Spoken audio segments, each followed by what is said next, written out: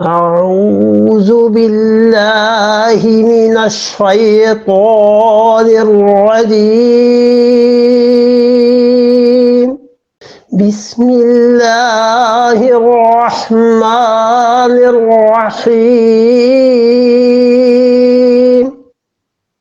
من قبل هدى للناس وأنزل الفرقان إن الذين كفروا بآيات الله لهم عذاب شديد والله عزيز ذو انتقام. من قبل اس سے پہلے ہدی للناس، اور یہ اس سے پہلے ساری انسانیت کی ہدایت کے لیے، ساری انسانیت کی ہدایت کے لیے. یا تو یہ ہدی للناس کا تعلق ہے قرآن سے، اور اللہ تعالیٰ نے فرمایا کہ نزل علیک الکتاب بالحق ہدی للناس،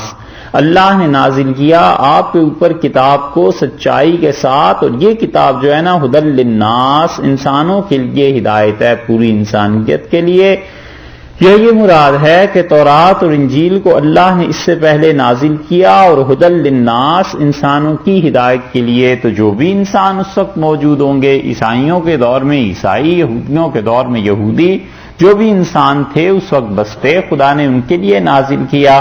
لیکن اس سے یہ مفہوم نہیں لینا چاہیے کہ جس طرح قرآن عالمگیر کتاب ہے، پوری انسانیت کے لیے ہدایت ہے، تورات اور انجیل بھی اس معنی میں کر کے عالمگیر ہدایات تھیں، یہ نہیں، بلکہ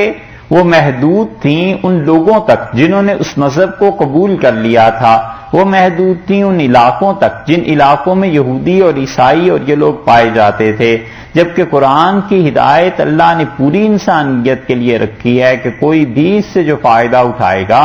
اللہ کی کتاب اسے ہدایت دے گی. وَأَنزَلَ الْفُرْقَانَ، اور پھر فرمایا کہ اللہ نے کیا کیا، فرقان کو نازل کیا.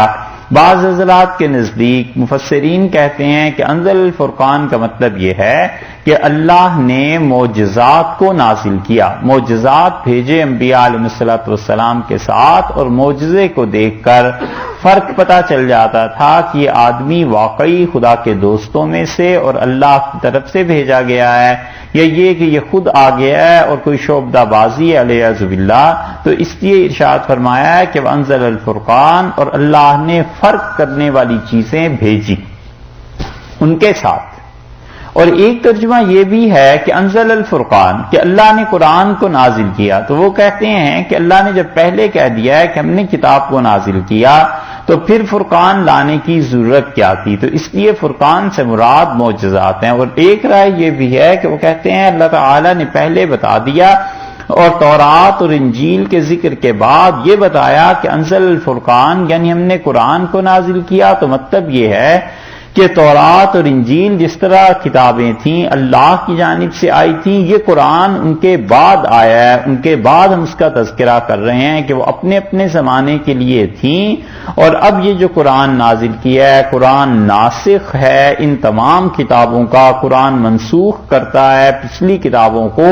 تصدیق بھی کرتا ہے اور ان کے احکامات کو بھی اٹھاتا ہے، ختم کرتا ہے. اور اب اگر اللہ تک پہنچنا ہے تم نے، تو اس قرآن کے مطابق عقیدہ اور اعمال تمہیں رکھنے پڑیں گے. ان الذین کفروا، اور بلا شک و شبہ جن لوگوں نے کفر کیا، بآیات اللہ، اللہ کی نشانیوں کے ساتھ، اللہ کی آیات کے ساتھ یعنی صحیح عقیدے کے ساتھ، اللہ کی آیات کے ساتھ یعنی اس قرآن پاک کے ساتھ. جب اللہ نے قرآن کو نازل کر دیا تو اب انکار کرنے کی کوئی وجہ نہیں. اب رسول اللہ صلی اللہ علیہ وسلم کو اللہ نے بھیج دیا، اب انکار کی کوئی وجہ نہیں. وانزل الفرقان،